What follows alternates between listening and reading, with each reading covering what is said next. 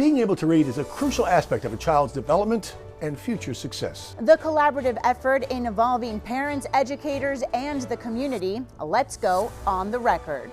From WPBF 25, this is On the Record with Todd McDermott and Nathalie Pozo.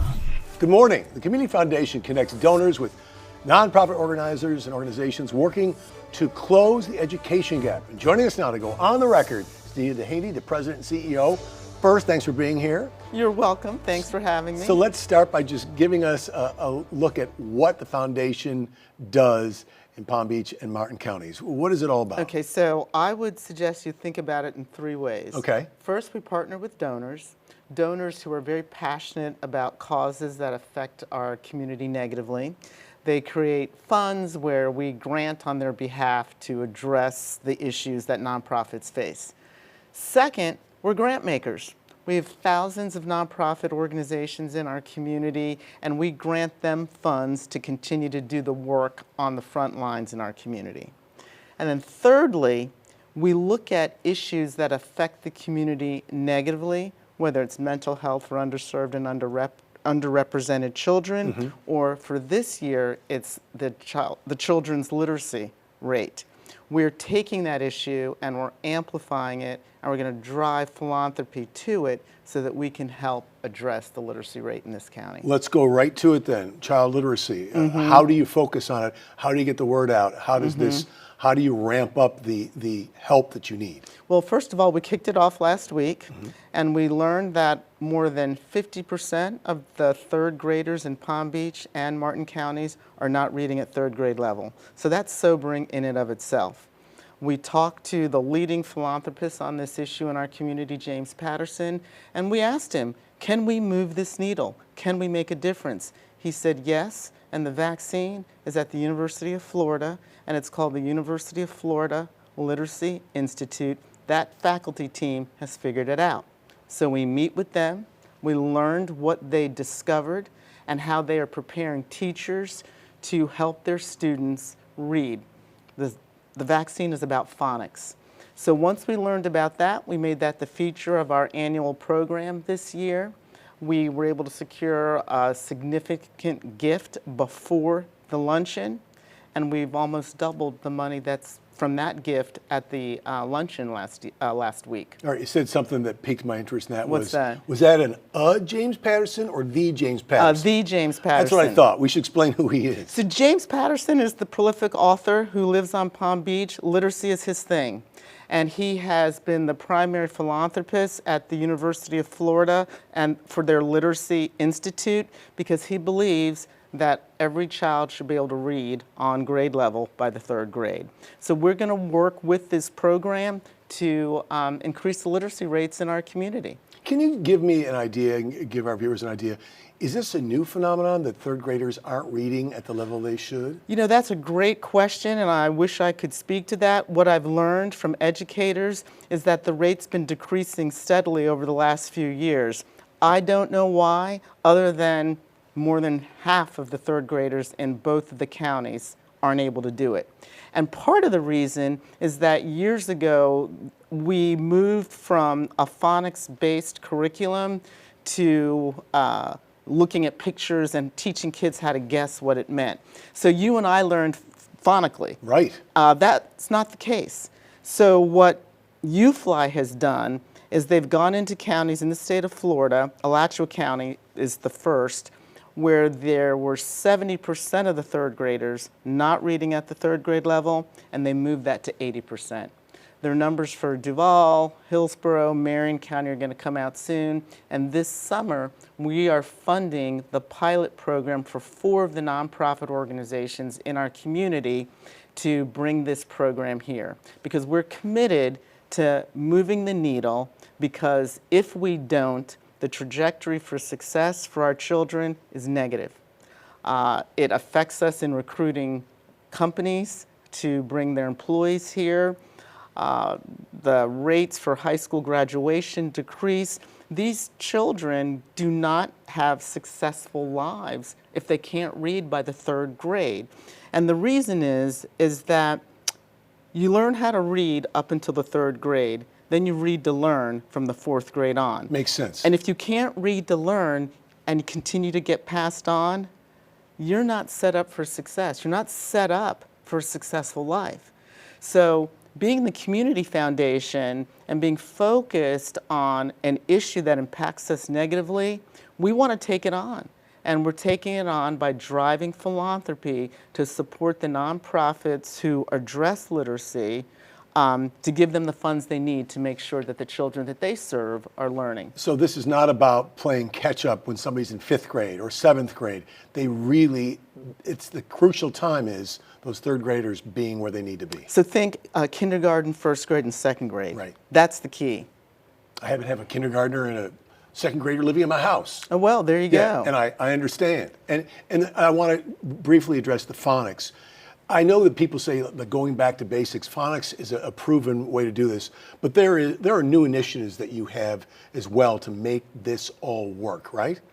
Tell me what you mean by that. Like you have other initiatives to make people aware of what needs to be done? Oh, yes, we have amplified this issue on every social media platform that we have, our website. We have, we are working with the University of Florida to make others aware of this program so that we can deliver it to those organizations that have these children at this age group to be able to teach them what we're doing. I'm running out of time. The New Early Literacy Fund. Yes. What is that, and where do the donations come from? They come from philanthropists Okay. in our community, and after we launched the program, we've raised almost an additional $100,000 just to ensure that our nonprofit partners have the money they need to implement this program. So it's the Literacy Fund. It's a fund that where the money resides to be able to be allocated to the nonprofit partners that are doing this work, this great work. All right.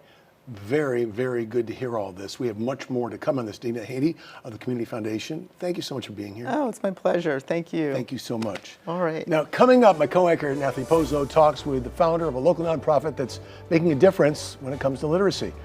That's on the record when we return in a moment.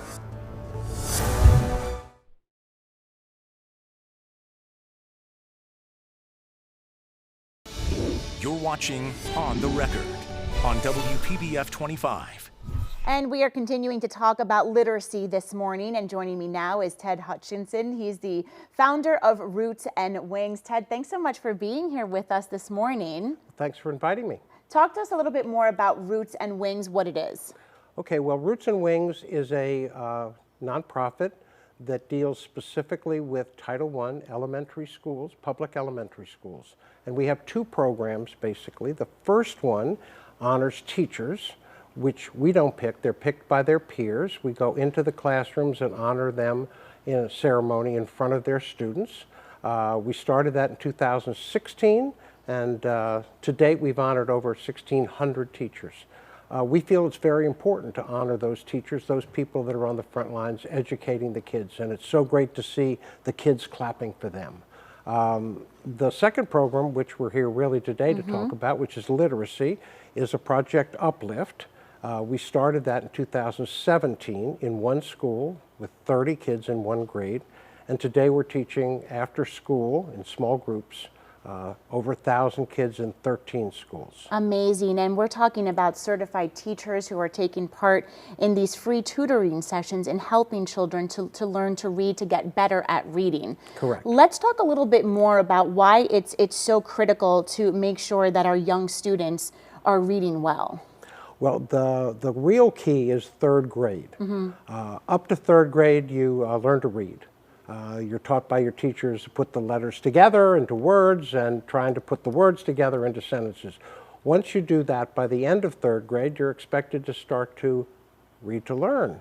So all of a sudden, you've got word problems in math where Johnny is driving the car twice as fast as Sally, and you need to understand what those words mean, or there's a science experiment, or there's something having to do with a paragraph about, any number of things that you're supposed to read the words and be able to understand what's being said. So third grade is that critical place, and without that particular education at that level, you find that if, well, I'll give you an example. If you don't pass that third grade reading test, there's a 74% chance that you're not going to graduate from high school.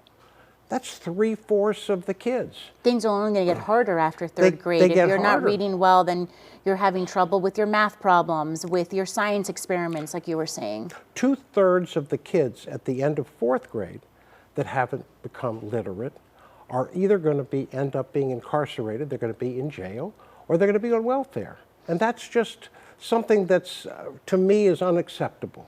Ted, are you still seeing the effects of COVID when it comes to teaching and helping children? We're seeing it not only in the educational side, but in the healthcare side, mental health.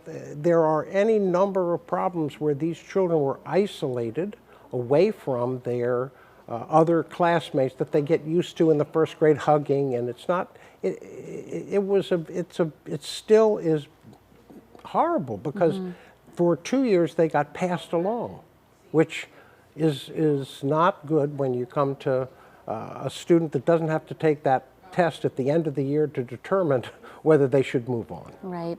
Ted, what are some of the results that you see from the program?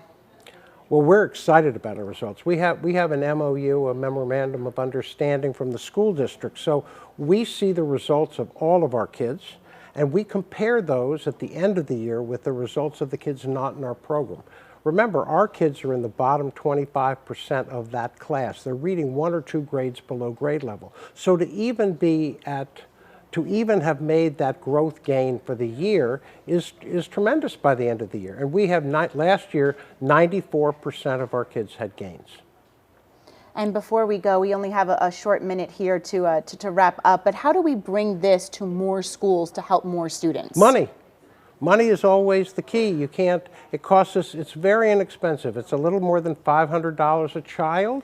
And when we get donations, we put them all together and we go out and add another school. And since starting just a few years ago, you've raised more than $5 million already. Well, you said last year alone? Not made. We haven't made $5 million. We've brought in $5 million, which has allowed us to have this kind of growth, which is wonderful because it shows that the community, which again is the key to this whole thing, community support is vital for any kind of growth to happen like this. All right, Ted, thank you so much for your time this morning and for speaking to us about this important topic. We really appreciate it. Coming up here on The Record, my co-anchor Todd McDermott goes and speaks with educators about community support.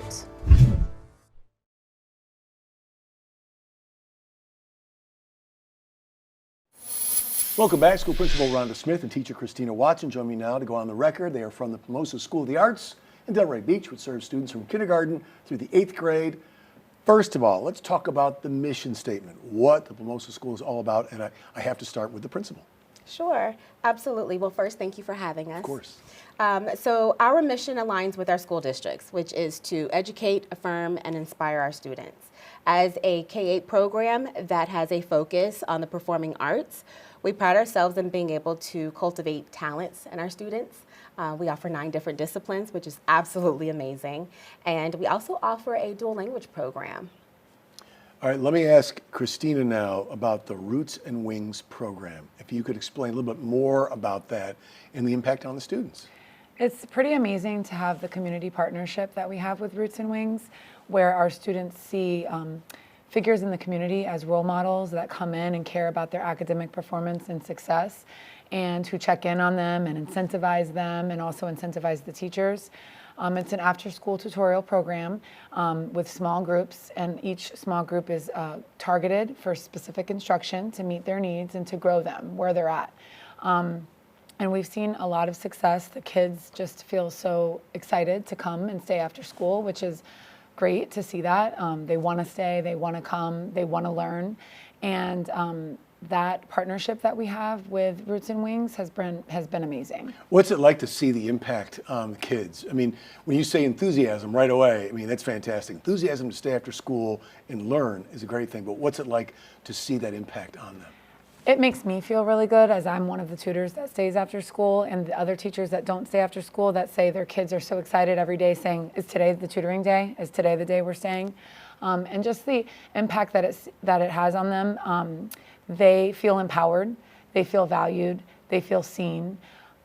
They get that extra small group where the classroom is super quiet after school, and they get to see success and feel success. And that has a great impact on me and my coworkers. Got to be rewarding.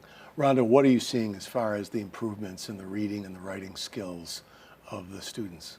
Yes, so building self-efficacy is huge. What I love being able to see when I walk into my classrooms is that my teachers have built really strong relationships with students to where they're able to go in and take those risks, right? They understand that some of them might have some deficits. Of course, we're naturally trying to close those deficits, build those readers, make them strong readers and learners and lovers of reading, right? And so I think that when we're thinking about how this program has been impactful with our students, I think it's been major. It really has. But that does not replace the magical teacher, the unicorn, if you will, in the front of the room, who's pouring into students each and every single day, right? And I think that that has been something that we've been able to capitalize along with this amazing program. Such a dramatic influence on a child, Yes. that teacher at the front of the classroom. Yes, absolutely. They are the key to a child's success, no matter what. And how long has this program been going on at Plumosa? So at Plumosa now, this is going on its 4th year. So it was a program that was in place prior to me getting this principalship at Plumosa. And since then, I've been able to build a wonderful relationship with the founder, Ted Hoskinson, who I believe you interviewed before. And we've been able to really channel that community support in our school with our students to really become champions of this work and do it together, because it is a heavy lift. Let me talk about a minute about community partners. You know, educators work very hard to do this. The school district works very hard to help the children. What's the impact of community partnerships on making this all work? And either one of you can answer. Sure. I definitely see the impact. I see the kids really seeing that someone other than their parents or their principal and their teachers believes in them and wants to see them succeed. So he comes into our school quite often. He shows his face. He questions and says, how are they doing? I want to see, you know, what they're doing, where they're gaining, where their weaknesses are, and really incentivizes them to grow. And so they have someone else in their corner that's not from their house and that's in the community, and they're like, wow, he really cares about us. And so I see that bridge as a really positive impact in our school. Absolutely. There's nothing like having someone rallying behind you for something that you weren't so successful at initially, but through the guidance and the assistance and the help that you're receiving from these amazing teachers that are inside of this program, that are working this program and inside of the classrooms with them, that they're able to achieve. And it just takes a little bit of success and a lot of, you know, really great adults champion kids that make all the difference. Well, you are both making a difference, as is the program itself. We thank you so much for joining us for On the Record today. Thank you so much for having us. All right, you. Plumosa School of the Arts in Delray Beach. We'll be right back.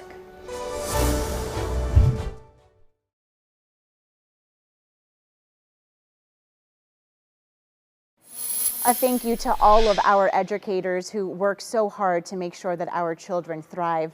Thank you so much for making us a part of your morning. As always, we encourage you to be part of our discussion each and every Sunday right here at 10 a.m. Until the next time, you can watch this morning's On the Record episode and every episode on our website, WPBF.com. Our shows are also available on our free WPBF 25 news app. Matter of Fact with Soledad O'Brien is next. Hope you have a great Sunday. We'll see you next week.